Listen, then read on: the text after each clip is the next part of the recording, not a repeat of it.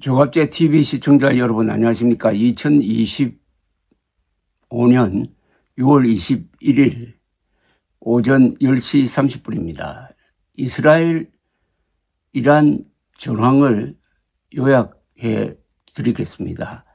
지금 미국의 트럼프 대통령은 앞으로 2주 동안 이란을 공격하지 않고 외교적 노력을 하겠다고 했고, 어제 유럽 국가 대표와 이란이 스위스에서 만나가지고 협상을 했지만은 합의에 이르지는 못했습니다. 그렇더라도 외교적 접촉은 계속될 것으로 보입니다.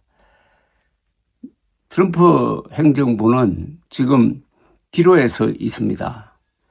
이스라엘을 도와서 포르도 지하 우라늄 농축 시설을 미국만 가지고 있는 벙커버스트로 폭격할 것이냐, 그리고 과연 이란의 최고 지도자 하메네이를 암살할 것이냐, 이 두 개가 키 퀘스천입니다.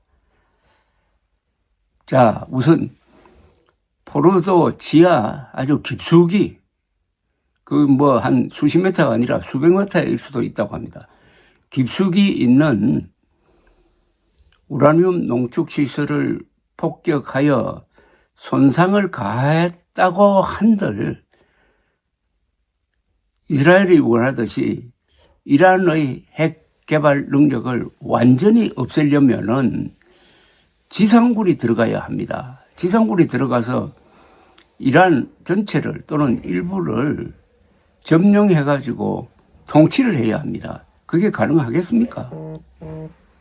공군력만으로는 한계가 있습니다. 그리고 이란은 엄청 큰 나라입니다. 인구가 한 1억에 가깝습니다. 산악지대가 많아요. 공군만으로 이란의 핵 능력을 제거하는 데는 한계가 있습니다. 타격은 줄 수 있고 핵 개발 시기는 늦출 수가 있습니다. 지금처럼 군 지휘관들을 죽이고 핵 개발 기술자를 암살하고 하지만은 그것은 일부의 타격에 지나지 않는 거죠. 이란처럼 큰 나라는 숨길 곳이 많은 나라입니다. 그 다음에 하메네이 최고 지도자를 죽인다고 한들 그 다음에 나타날 지도자가 이스라엘과 미국의 고분고분한 사람일 가능성은 거의 없는 거죠. 자, 포르도 지하 시설을 폭격하고 하메네이를 암살한다고 하면은 이란은 어떻게 나올 것이냐? 결사항전으로 나올 수밖에 없게 됩니다. 이란은 현재 이스라엘의 일방적인 폭격으로 방공망이라든지 핵시설이라든지 미사일 기지가 많이 부서졌습니다만은 그래도 비정규전은 할 수가 있습니다.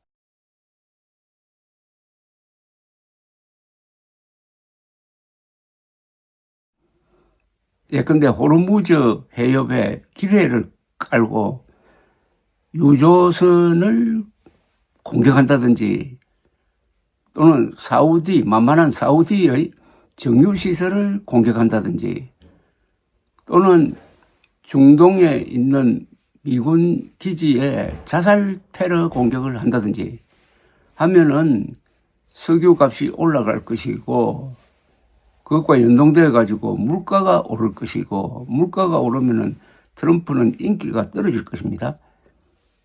미군 기지가 공격당하면은 미국은 거기에 보복을 하지 않을 수가 없습니다. 그러면은 중동전에 또 한 번 말려 들어가는 겁니다. 2003년 미군이 이라크로 쳐들어갈 때 미국에서는 여론이 압도적으로 지지를 했습니다. 의회도 뒷받침했습니다. 그리고 한 달 만에 후세인 정권이 무너졌습니다. 성공한 듯 보였습니다.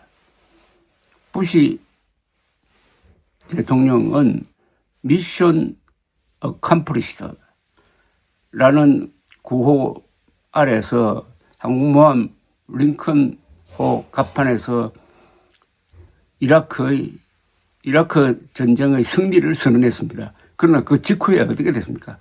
바로 이라크는 내전 상태로 들어갔습니다.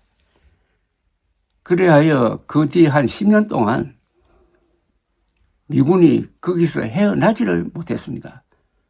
미군 약 5천 명이 죽었고 이라크 사람 한 10만 명이 죽었습니다. 실패했습니다. 목표를 달성하지도 못했습니다. 아니, 목표가 없었어요. 이라크에 쳐들어갈 때 이라크가 핵무기를 개발하고 있다는 증거를 믿고 증거가 있다고 생각하고 쳐들어갔어요. 가보니까 핵 개발한 흔적을 발견하지 못했습니다. 또 있습니다. 2011년 아랍의 봄으로 튜니시아 그리고 이집트에서 정권이 무너지고 그게 리비아로 불길이 옮겨가지고 카다피가 도망가다가 잡혀가지고 맞아 죽었습니다. 수십 년 동안 독재를 한 카다피가 맞아 죽을 정도니까 야, 이제 아랍에서도 민주주의가 가능하겠구나. 그래서 그때를 아랍의 봄이라고 그럽니다. 희망에 부풀었는데 지금 어떻게 됐습니까? 튜니시아, 이집트 다 과거의 독재 체제로 돌아갔습니다. 그리고 리비아는 어떻게 됐습니까? 리비아가 평화로운 민주주의 국가가 됐습니까? 반대로 갔습니다. 강력한 독재자가 사라지니까 분권, 부족 국가로 변하고 내란을 겪고 있고 내전 상태이고 사실상 리비아라는 네이션 스테이트가 없어지고 부족 국가 분열된 상태로 되고 말았습니다. 그러니까 미국이 중동에 개입해가지고 득이 된 게 별로 없습니다. 중동과 이슬람에 대한 깊은 어떤 통찰 없이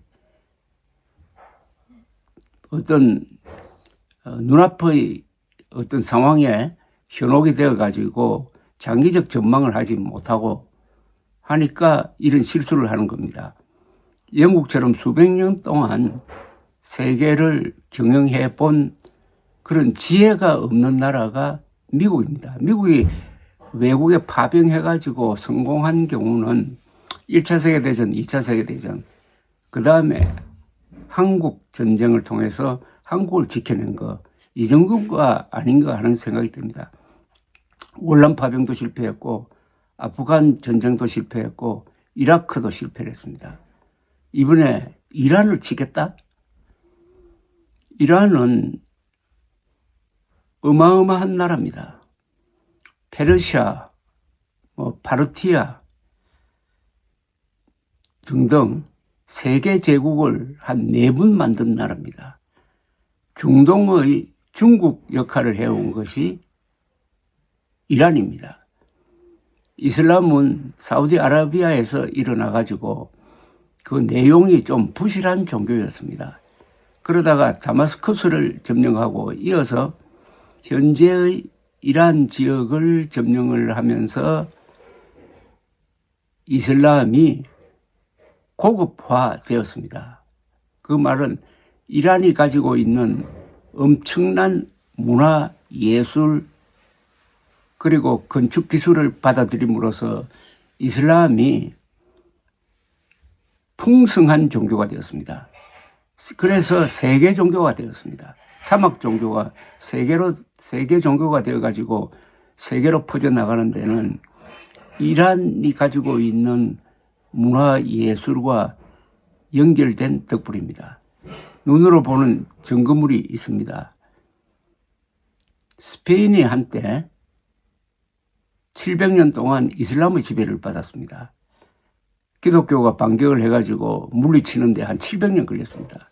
마지막 거점이 그라나다였습니다. 그라나다에 가면은 알함브라 궁전을 봅니다. 세계에서 가장 아름다운 건축물 중에 하나죠. 알함브라 궁전을 만든 사람들이 이슬람이었습니다. 안달루시아 지방, 즉 코르도바, 그라나다, 세빌리아 이 지역은 오랫동안 이슬람 지배하에 있었습니다.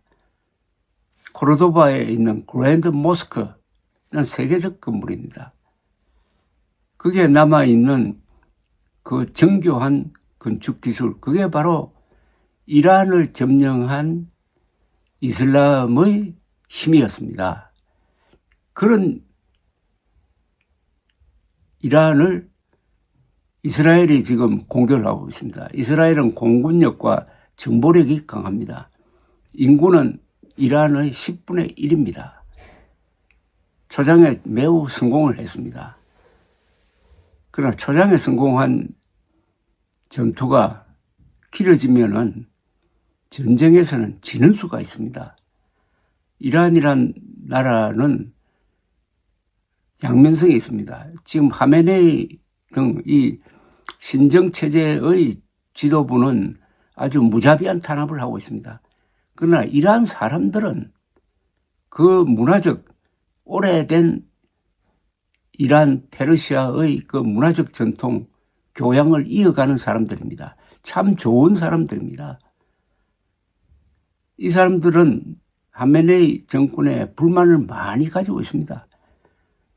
몇 번 민중봉기 같은 것을 시도해봤지만 무자비한 탄압으로 좌절되고 말았습니다.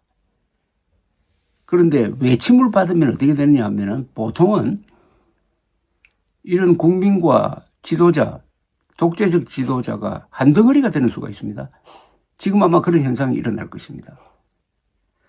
그래서 앞으로 2주 동안 트럼프가 공격을 유예한 상태에서 외교적 노력을 통해서 이 문제를 해결할 수 있을지가 주목됩니다. 트럼프는 지금 네타냐후의 영향권 안에 들어가 있는 것 같아요. 네타냐후 입장은 어떠냐 하면은 2023년 10월 7일 하마스로부터 기습을 당해가지고 하루에 1200명의 이스라엘 사람들이 죽었습니다. 이걸로 해가지고 정치 생명이 끝났다고 봤습니다. 기습을 허용한 지도자는 용서할 수 없지 않습니까? 그런데 정치적 어떤 본능이 아주 천재적인 네타냐후는 오히려 이를 기회로 해가지고 하마스를 때리고 또 하마스 뒤에 있는 이란을 가만두지 않겠다고 딱 벼르면서 이란의 수족 역할을 하던 하마스 그리고 헤즈볼라를 작년에 작사를 내고 또 이란이 지원하던 시리아의 아사드 정권이 무너지고 또 이란이 이스라엘을 드론과 미사일로 공격하니까 그걸 기화로 삼아가지고 작년 10월에 이란을 폭격을 했습니다. 이란을 폭격을 하면서 방공망, 미사일 기지 등을 폭격해가지고 완전히 거의 무장 해제시켜버리고 말았습니다. 즉 방공망은 거의 마비시켜버리고 말았습니다. 그래서 지금 하루에 수십 대의 이스라엘 전투기가 이란 상공을 거의 멋대로 휘젓고 다니는데도 아직도 단 한 대의 전투기도 격추되지 않았습니다. 이러니까 이번엔 내친 김에 핵 능력을 완전히 제거하겠다. 더 나아가서 레짐 체인지도 해보겠다라고 하고 있는데 이거는 아마 네타냐후가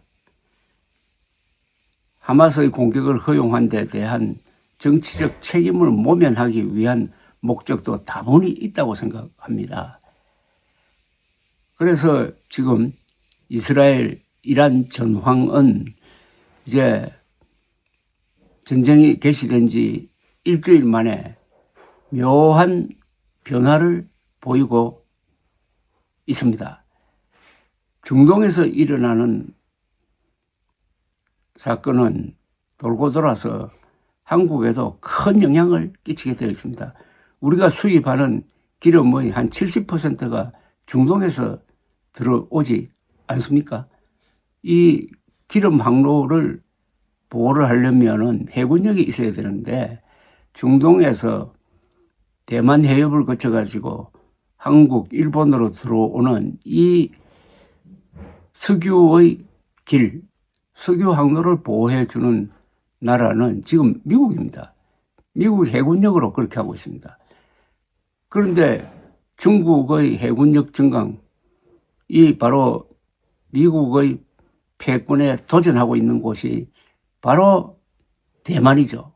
석유 항로상의 가장 중요한 어떤 목구멍이라고 볼 수 있는 대만 해협에서 만약 대만이 중국으로 넘어가 버리면은 세계 패권을 미국이 계속 유지할 수가 없습니다.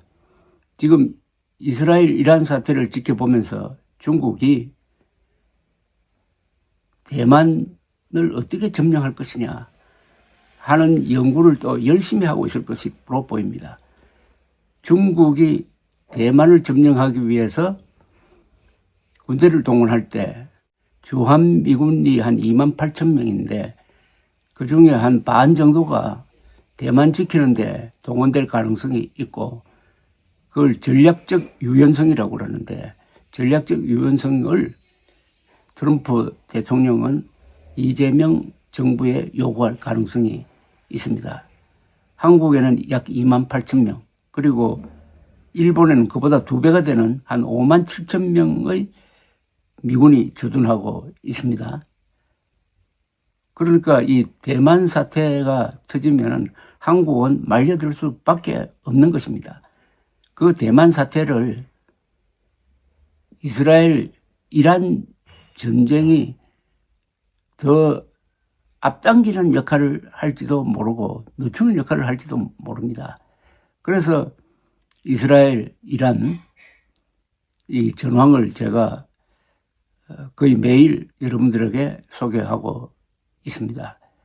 지금 미국의 정보기관 트럼프의 말, 네타냐후의 말이 각각 다릅니다. 미국 정보기관은 이란이 아직도 핵무기를 만들겠다는 결정을 내리지 않다고 보고 있습니다. 우라늄 농축은 하고 있지만은 언제까지 핵폭탄을 만들겠다는 결심을 하지 않고 있다는 겁니다. 오히려 하메네이가 한 20년 전에 선언했던 대로 우리는 핵무기를 만들지 않는다는 그 어떤 교시가 아직도 효력을 발휘하고 있다고 보고 있습니다. 이게 CIA의 판단입니다. 그런 식으로 트럼프에게 보고를 했다고도 합니다. 그러나 최근에 이스라엘 네타냐후가 한 몇 주 안으로 이란은 핵폭탄을 만들 수 있다. 그러니까 쳐야 한다. 라고 이야기를 하니까 트럼프도 그 말에 귀가 솔깃해가지고 거기에 맞춰주는 이야기를 하면서 트럼프의 말과 미국 국가정보기관장의 말이 달라요. 그 뭐냐 하면은 정보를 정치적으로 이용하고 있다는 뜻입니다. 그래서 이스라엘이 말한 대로 이란이 핵폭탄 만들 결심을 하고 이번에 치지 않으면은 한 달 안으로 핵폭탄을 완성한다. 이 말이 맞는지 아니면은 미국 CIA 판단대로 우라늄 농축은 상당량 해 놓았지만은 핵폭탄 만들까 말까는 아직 결정하지 않는 상태고 핵폭탄을 만들려고 지시를 해도 그걸 만드는 데는 상당한 시간이 걸린다. 이 판단이 맞는지. 이것도 지금 애매한 상태입니다. 즉 전쟁이라는 것은 정보도 중요한데 그 정보를 누가 통제를 해가지고 그 정보를 조작해가지고 전쟁을 하는 명분으로 삼느냐, 이것도 더 중요한 겁니다. 정보라는 것은 객관적인 팩트입니다. 그러나 그것을 이용하는 정치인이 그 팩트를 선동의 도구로 이용할 수가 있다는 거죠. 그 좋은 예가 바로 2003년 이라크로 쳐들어갈 때 당시에 미국 CIA는 후세인이 지금 핵폭탄을 개발하고 있다는 증거는 없다라는 판단을 했는데도 불구하고 부시가 밀어붙이니까 그때 CIA 국장인 조지 테넷이라는 사람이 부시에 맞춰줘가지고 부시의 뜻에 맞춰가지고 핵 개발하고 있다는 정보가 있다라고 뒷받침하고 그것을 믿고 미국 사람들도 그리고 미국 의회도 이라크 침공 작전을 지원했던 것입니다. 그런데 이라크를 점령하고 보니까 핵무기 개발 흔적을 발견하지 못했고 그 순간 내전으로 들어가면서 이라크 전쟁 10년이라는 악몽이 시작되었습니다. 이스라엘 이란 사태도 모르는 게 많다. 사람은 모르는 게 많다 하는 겸손한 자세로 맑은 정신으로 바라보는 게 중요합니다. 전쟁은 시작하고 나서 10분만 지나면은 그동안 세워놓았던 전쟁 계획은 다 휴지가 된다는 그런 말도 있습니다. 전쟁은 예측하기가 어렵습니다. 그게 바로 역사를 공부하게 하는 이유죠. 역사 앞에서는 다 이 겸손해져야 합니다. 감사합니다.